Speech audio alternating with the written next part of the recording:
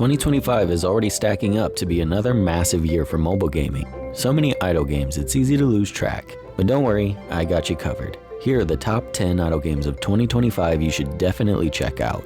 And hey, if anything catches your eye, feel free to download it using my special link in the description. But before we dive into the main list, let's give a quick shout out to some honorable mentions. First up, Persona 5 The Phantom X. Now some of y'all are gonna say this isn't an idle game, and fair, it leans more auto-battler than true idle. In my eyes, if they're fighting and I'm not pressing buttons, then it qualifies, but the reason it's not on the list is because I keep getting roasted in the comments. Maybe I stray a little too far from traditional idle games sometimes, but the game is amazing. It's stylish, it's Persona, but for now, it's an honorable mention. The second honorable mention is Silver and Blood, and before I even say anything, just look at this. Oh, it's hot. This is... My apologies. Did I wake you? Dude, come on, the game is sick and I want to include it really bad, but the lack of auto features, it'd be a stretch for me to consider it a true idle game. Maybe one day in the future, a rule change might help these games find their way to the top of the list, but for now, let's just see how they hold up later in the year. Number 10. Monmate Master Idle Adventure blazes the trail on this year's list with style. Chibi style. Everyone's familiar with cute little guys, right? Well, in this game, you control your cute little guy or gal, but in a fantasy-style auto-battler. Vivid with bright colors and goofy sound effects, I really like that this game doesn't take itself too seriously, but it's still stacked with gachapon idle battling goodness. In auto-battle games like this one, you'll acquire mini-monsters through various means such as summons, and watch as they fight tirelessly for your amusement.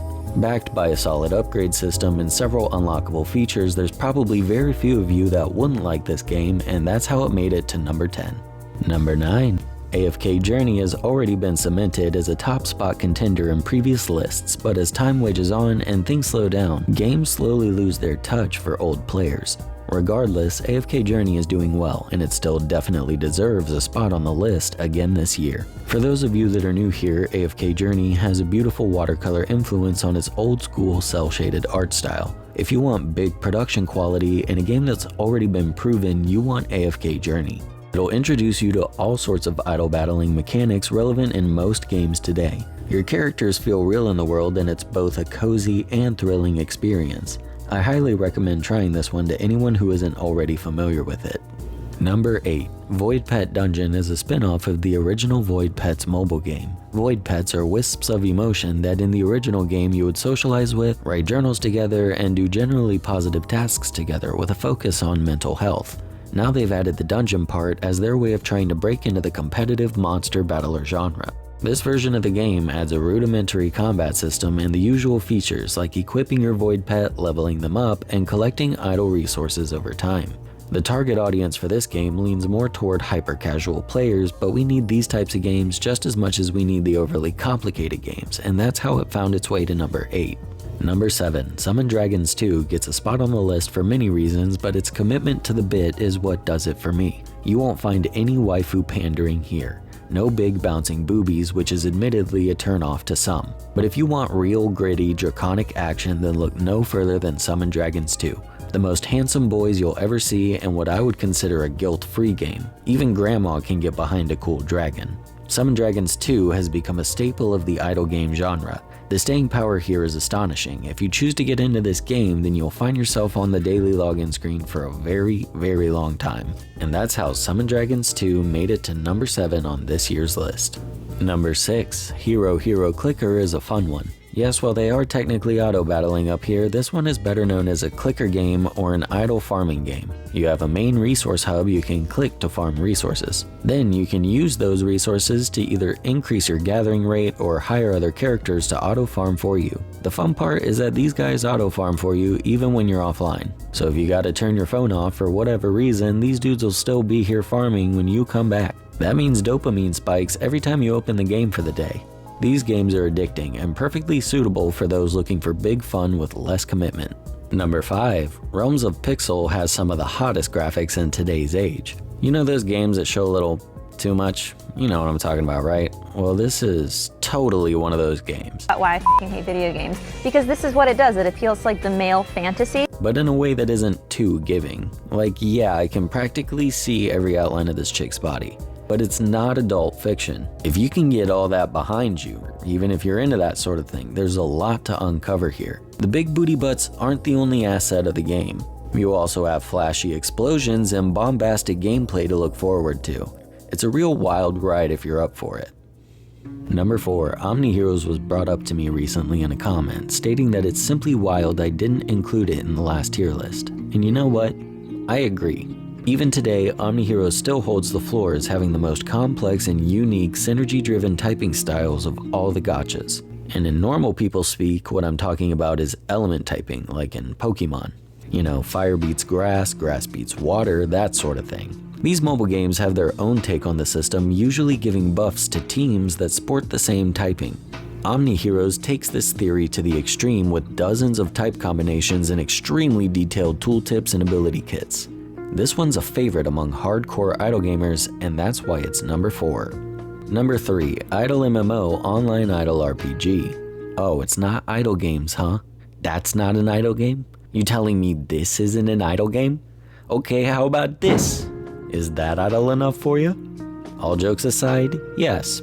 By definition, in every way possible, including playstyle, goals, and progression, Idle MMO is by far the most idle of all the idle games. It may look rough at first glance, like if you just saw this dude the first time you open the game and you're like, what am I getting myself into? You gotta move past that and dive deep into this game to unearth all the good features. A devilishly simple facade underlaid with multiple layers of progression shows the cheeky nature of some of these games, showing so much simplicity without the need to show off fancy graphics. Anyways, yeah, good game. Number 2, Summoner's War Rush. Yeah, they're back at it again. Come to us with another game that's either a total banger and transcends the rules of the game, or is just a total mess of slop.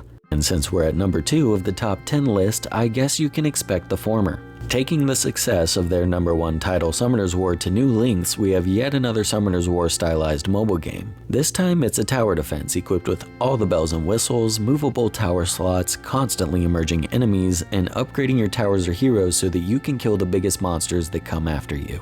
The hub is a fully realized auto-battling section, all of the fun Summoner's War characters help give the game some charm, and its extra polish just from being a modern game makes it worth a try if you slept on it. Which leads us to number 1. Marvel Mystic Mayhem, boasting its original bold, high-contrast style of classic comics that sets it apart from typical mobile game visuals. Characters have thick, expressive lines and dynamic poses that feel like they were ripped straight from the pages of comic books. Battles use multiple camera angles for the flashy animations of the heroes' abilities, making fights look like entire movie scenes. Its fusion of Marvel's extensive catalog of hero figures and the mystical spectacle of the Marvel Universe is a great fit for this style of game. Playing Marvel Mystic Mayhem evokes feelings of nostalgia, yet at the same time it holds the excitement of a new living, breathing comic book world. I feel like this is the game that'll break barriers this year and find itself on the top of the charts for a while, and that's how it made it to number 1 on the list. And those are the top 10 idle games of this year. It's honestly so intriguing to see how these lists evolve over the years. If there's another game you think should have made the list, then let me know in a comment. Thanks for watching, and if you liked this video, feel free to subscribe. But other than that, y'all, that's gonna do it for me today, and I'll see y'all later, bye.